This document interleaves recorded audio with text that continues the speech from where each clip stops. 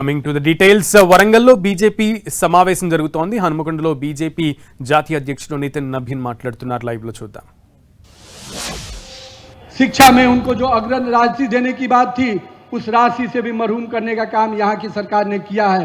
हम युवाओं की आवाज बनकर सरकार को बाध्य करेंगे कि जो उसने किया कहा था उसको पूरा करो, नहीं तो तेलंगाना का युवा निश्चित रूप से सड़कों पे उतरेगा और सरकार को उखाड़ फेंकेगा। मित्रों, मैं आज उन युवाओं को भरोसा दिलाने आया हूं, उन अपने महिलाओं को भरोसा दिलाने आया हूं, उन किसान भाइयों को भरोसा दिलाने आया हूं कि भारतीय जनता पार्टी की सरकार जो नरेंद्र मोदी के नेतृत्व में आपके लिए काम करती है, आने वाले समय में आपके संघर्षों के साथ आपके विश्वास को जीतते हुए 2028 में Bharatiya Janata party double engine की सरकार बनाएगी और हमने कार्यकर्ताओं का संघर्ष आगे बढ़ेगा। मित्रों, आज हम जिस प्रकार से लंबे समय तक इस तेलंगाना के राज्य को विकास के पैमाने पर जोड़ना चाहिए था, यहाँ के सरकारों ने कभी नहीं किया। मित्रों, ये प्रदेश का ये स्थान जहाँ हम आज खड़े हैं, हमारे सदैव पूर्व प्रधानमंत्री आदरणीय भारत रत्न श्री पीवी नरसिम्हा राव जी का स्थान है। मित्रों, उनको भी कांग्रेस के लोगों ने सम्मान नहीं दिया। मित्रों, जो तेलंगाना का यह धरती पुत्र था, उसको भी अपमानित करने का काम किसी ने किया है तो कांग्रेस के नेताओं ने किया है। ये कांग्रेस के नेता राहुल गांधी जी हो या सोनिया गांधी, ये नेहरू गांधी परिवार के बाहर किसी को सम्मान दे ही नहीं सकते, चाहे वो कांग्रेस का अपना नेता ही क्यों नहीं हो। जब उनकी मृत्यु हुई तो उनको दिल्ली में सम्मान नहीं दिया, दिल्ली के कार्यालय में भी उनको नहीं सम्मान दिया कांग्रेस के नेताओं ने।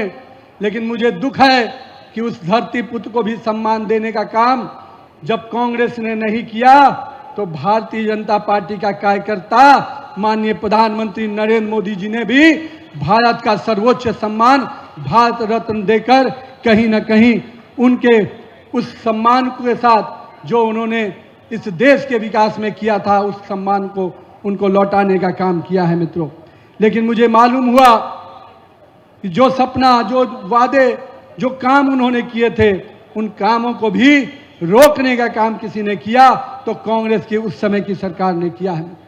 भारतीय जनता पार्टी आज अपने साथियों के माध्यम से स्पष्ट रूप से कहती है कि हमारी पहचान उन परिवारवादियों की नहीं है, हम राष्ट्रवाद के विषय पर विश्वास करते हैं। हम तुष्टीकरण पे नहीं, हम सबका साथ, सबका विकास, सबका विश्वास और सबके प्रयास पर विश्वास करते हैं। और हम वोट बैंक के लिए नहीं, हम विकास की राजनीति पर विश्वास करते हैं। और कहीं ना कहीं नरेंद्र मोदी का जो नेतृत्व है, जिसने आज पूरे देश और विश्व में भारत को एक अलग पहचान दिलाई है, आज उस नेतृत्व के साथ भारत आगे बढ़ रहा है। मित्रों, लोग कहते हैं कि एक तरफ वैसे नेता खड़े हैं जो लटके हुए हैं, भटके हुए हैं और गुमराह होकर घूम रहे हैं, और एक तरफ एक ऐसा नेतृत्व है जो निर्णायक नेतृत्व है। मित्रों, जिसमें निर्णय लेने की क्षमता है, जिसमें देश को दिशा देने की क्षमता है और जिसका नीति और जिसकी नीयत दोनों साफ है, जो जनता को सेवा के भाव से देखती है, जनता में उनके परिश्रम को, उनके सेवा के भाव को साथ उनके विकास के साथ जोड़ती है। मित्रों, हम लोगों ने देखा नरेंद्र मोदी के नेतृत्व में पिछले 12 वर्षों में जिस प्रकार से हमारी सरकार ने काम किया है, आज 25 करोड़ परिवारों को अगर गरीबी रेखा से बाहर लेके हम आए हैं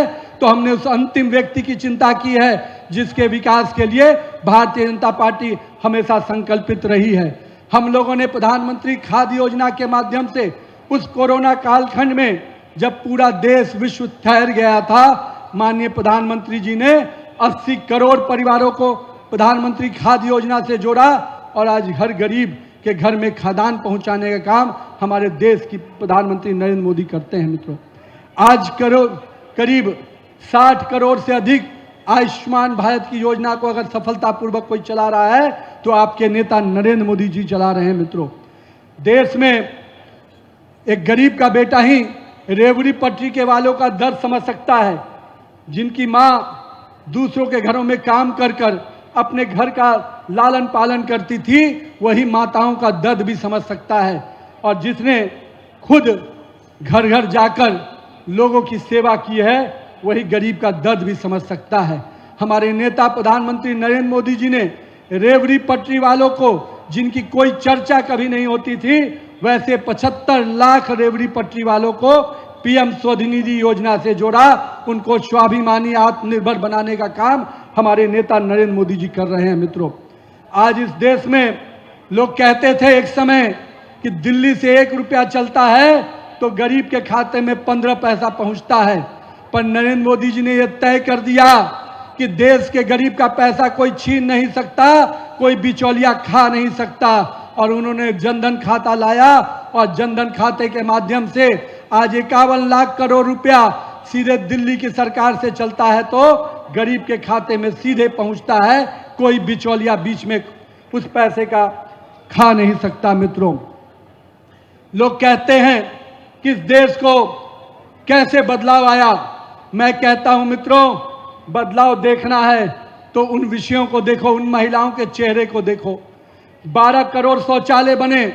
देश में ऐसे पहले कभी भी कोई सरकार नहीं बनी जिसने महिलाओं के सम्मान को समझा, महिलाओं के स्वाभिमान को समझा, महिलाओं के अधिकार को समझा।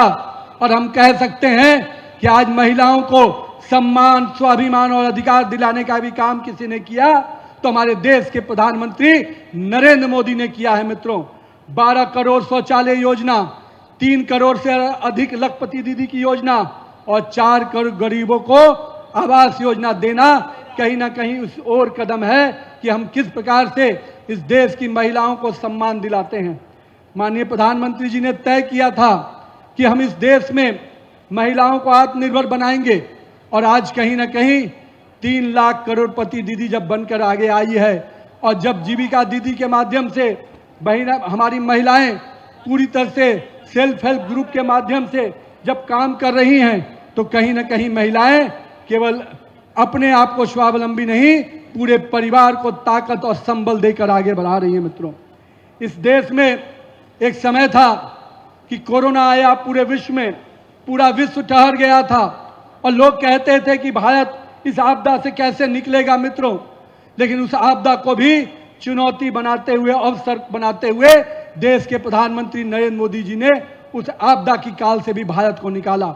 और मुझे आज बताते हुए खुशी है कि यहाँ पर बैठा हुआ एक एक लोग उस परिस्थिति को याद करे। उस कोरोना कालखंड में आपको पूरा फ्री वैक्सीन देने का काम किसी ने किया तो आपके नेता नरेंद्र मोदी जी ने किया। मित्रों, और वो फ्री वैक्सीन कहीं और नहीं बना था। मित्रों, विश्व के किसी और देश में नहीं बना था, वो आपके ही देश भारत में बना था। यही है आत्मनिर्भर भारत की पहचान। मित्रों, और 220 करोड़ कोरोना का वो डोज कहीं ना कहीं पूरे विश्व को स्वस्थ रखने में, सुरक्षित रखने में आगे बढ़कर आया। मित्रों, मैं आज यहाँ पर हमारे कई लोग कहते हैं देश के अन्य अन्य भाग में घूमकर कि भारत में क्या बदला। मित्रों, 2014 के पहले का भारत, देश के किस इलाके में आतंकवादी घटनाएं घट जाए कोई नहीं जानता था। मित्रों, कब कौन आतंकवादी देश की सीमाओं में घुसेगा और नापाक हरकत करके निकल जाएगा। मित्रों, लेकिन पिछले 12 वर्षों में नरेंद्र मोदी के नेतृत्व में एक ऐसी सरकार बनी है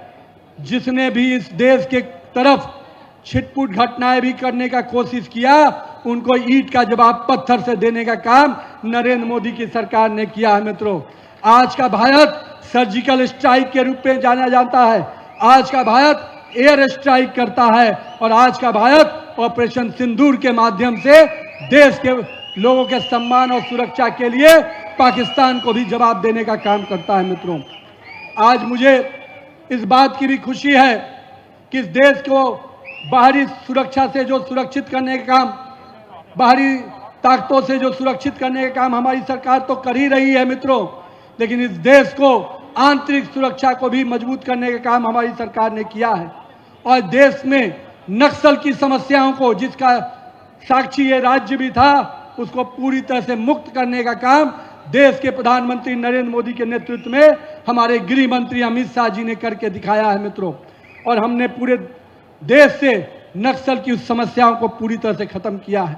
लेकिन हम मानते हैं कि जो जिस भी राज्य में जाइए, जिस भी देश में जाइए, उस देश और राज्य की विरासत और उसकी संस्कृति, उसके भविष्य के निर्माण के लिए संकल्प होती है।